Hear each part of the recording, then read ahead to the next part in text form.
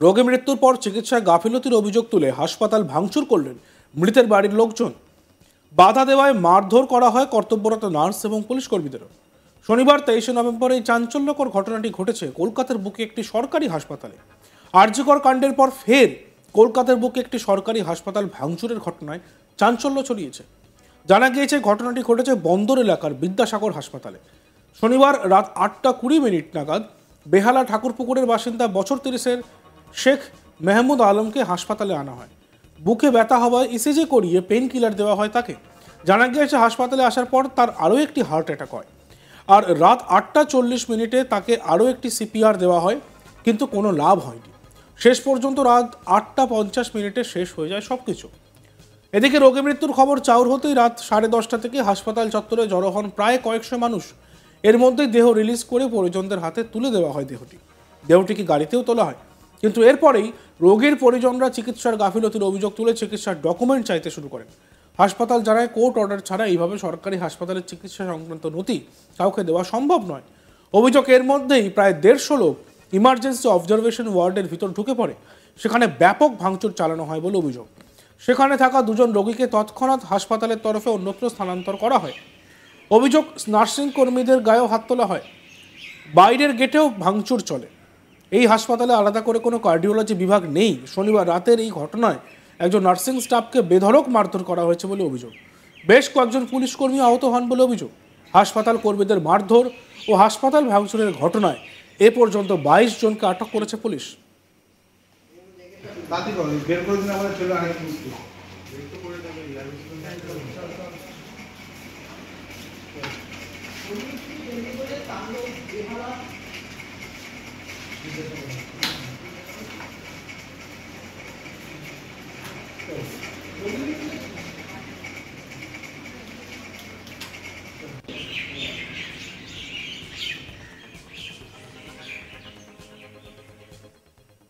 এই ঘটনা নিয়ে আমাদের প্রতিনিধি তপন নস্করের একটি প্রতিবেদন আমরা দেখব। কলকাতার আরজিকর হাসপাতালে মহিলা চিকিৎসা উত্তাল হয়ে উঠেছিল দেশ। আর সেই আন্দোলনের রেশ কাটতে না কাটতেই আবার দক্ষিণ কলকাতার বেহালার ঠাকুরপুকুরের বিদ্যাসাগর হাসপাতাল আবার একবার উত্তাল হয়ে উঠল।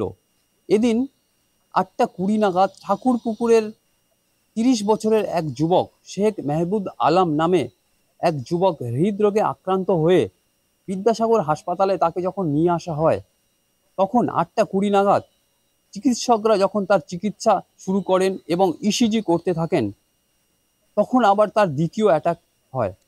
তার কিছু পরে 8:40 নাগাদ যখন তাকে সিপিআর দেন ডাক্তারবাবুরা, সিপিআর দেওয়ার কিছু পরেই শেখ মেহমুদ আলম মারা যান। ইতিমধ্যে পেশেন্ট পার্টির লোকেরা হসপিটাল চত্বরে জড়ো হতে থাকেন, কেমন আছে সব খোঁজখবর নিতে থাকে। মারা যাওয়ার ঘটনা শুনতেই উত্তেজিত হয়ে ওঠে পেশেন্ট পার্টির লোকেরা। তার কিছু পরেই হাসপাতাল কর্তৃপক্ষের কাছে দাবি করেন যে বিনা চিকিৎসায় তাকে ঠিকঠাক চিকিৎসা করা হয়নি, তাই তিনি মারা গেছেন। তাই হাসপাতাল কর্তৃপক্ষের কাছে বিভিন্ন ডকুমেন্টস চাইতে থাকে। হাসপাতাল কর্তৃপক্ষ জানিয়ে দেয় যে আমরা এভাবে ডকুমেন্ট দিতে পারি না, কোর্টের অর্ডার রয়েছে। এ শুনতেই হাসপাতাল চত্বরে এবং ইমার্জেন্সি চত্বরে ব্যাপক ভাঙচুর চালায় পেশেন্ট পার্টির লোকেরা। এই যে তার সাথে সাথে ভাঙচুর চালানোর সাথে সাথে নার্সিং স্টাফ ও ডাক্তারদের গায়ে হাত তোলা হয়, মারধর করা হয় বলে অভিযোগ করেন ডাক্তারবাবুরা।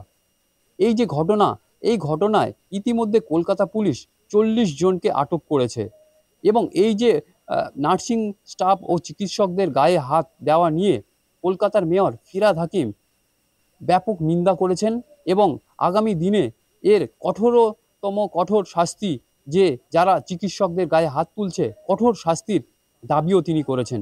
আগামী দিনে এই চিকিৎসক নিগ্রহের ঘটনায় কি হয় সেটাই দেখার বিষয়।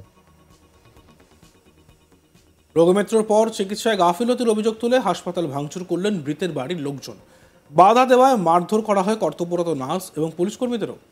শনিবার 23 নভেম্বর এই চাঞ্চল্যকর ঘটনাটি ঘটেছে কলকাতার বুকে একটি সরকারি হাসপাতালে। আরজিকর কাণ্ডের পর ফের কলকাতার বুকে সরকারি হাসপাতালে এরকম ভাঙচুরের ঘটনায় রীতিমতো চাঞ্চল্য ছড়িয়েছে।